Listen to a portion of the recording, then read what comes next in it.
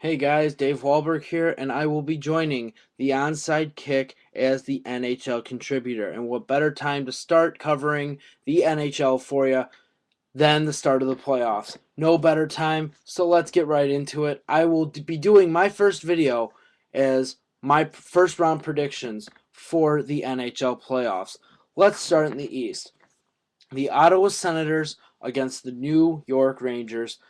I think comes down to the same thing, the same key for both teams: goaltending.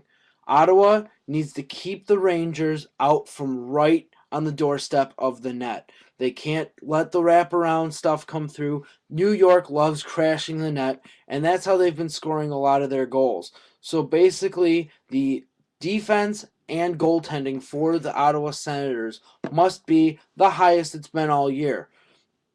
Same thing for the New York Rangers, except you really can't think of a better goaltender in most cases than Henrik Lundqvist.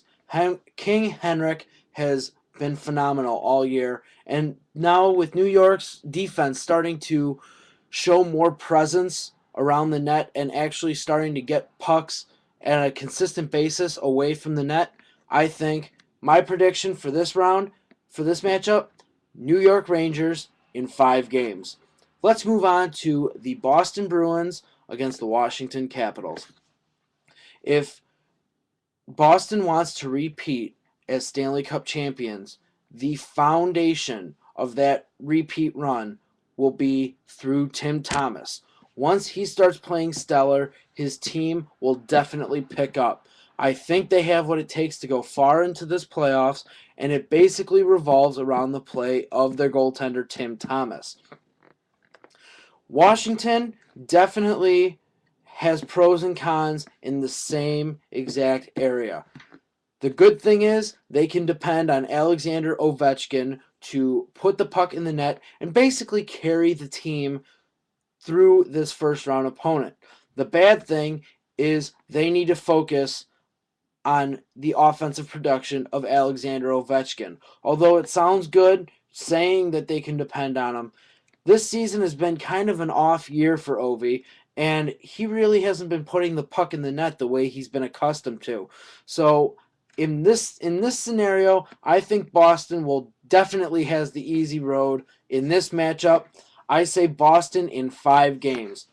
Let's move on to the New Jersey Devils against the Florida Panthers. The Florida Panthers made a very impressive run right near the end of the season and surprised everyone by making it into the playoffs. Unfortunately, I don't think they have what it takes to create good enough scoring chances against one of the greatest goaltenders to ever play the game in Martin Brodeur. Martin Brodeur, on the other hand, needs to elevate his play and really show that he is that Hall of Fame goaltender, which I think he will have no problem doing. I say the New Jersey Devils take it in 6. Also, the next matchup, a very, very big one in the NHL as of right now. The Pittsburgh Penguins against the Philadelphia Flyers. I think this matchup will be an intense one. I don't think that any team will have it easy at any point in this series.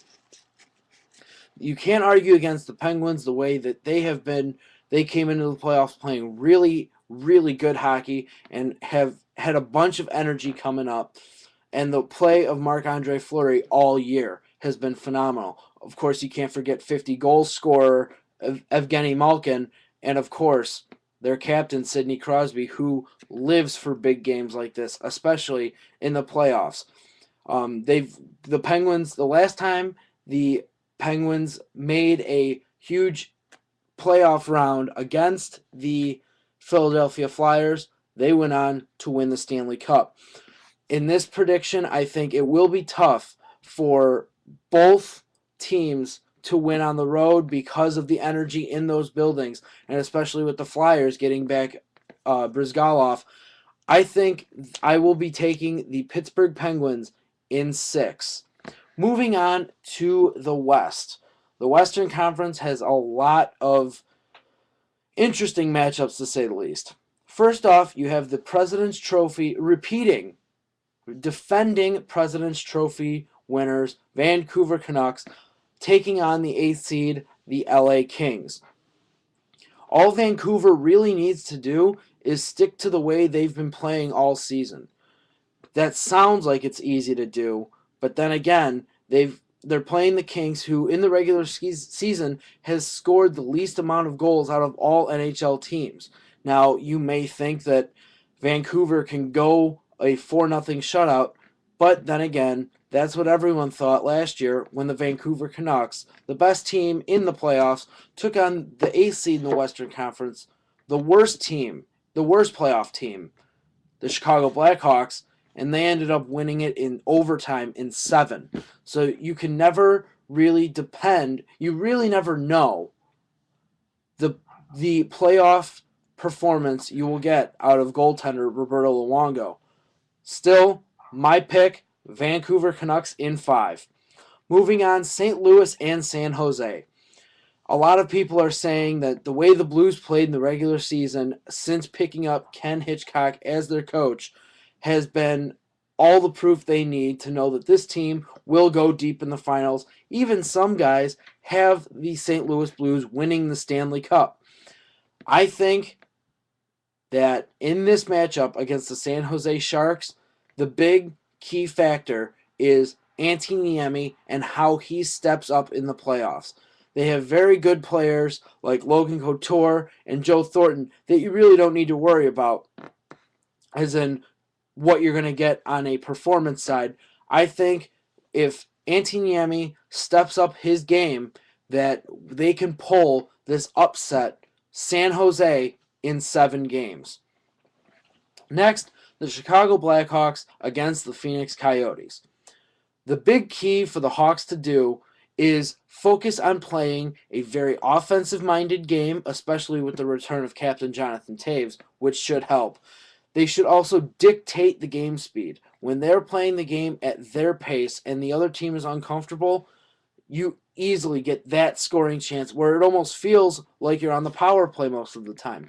Which brings me to my next point, as every Hawks fan well knows. The power play. They need to be able to create their own power play chances and be able to take advantage of those chances and be able to put the puck in the back of the net, or at least get good looks at the back of the net. In the end, I think the Blackhawks will take it in 6 games.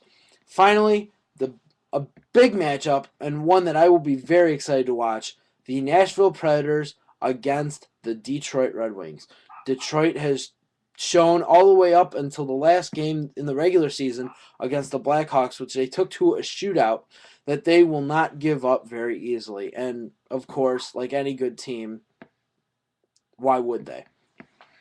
They have very good players up front, like Henrik Zetterberg, like Pavel Datsyuk. Got so many very skilled forwards and a very solid defense. But this series will come down to Jimmy Howard's health. If Jimmy Howard is healthy, this will be a very competitive and very tough series. But if his health is shaky at best, with a finger injury, what have you, other different injuries, this series will not end very well for Detroit. In the long run, I think Jimmy Howard, and I'm pretty sure Jimmy Howard will be pretty healthy throughout this whole matchup.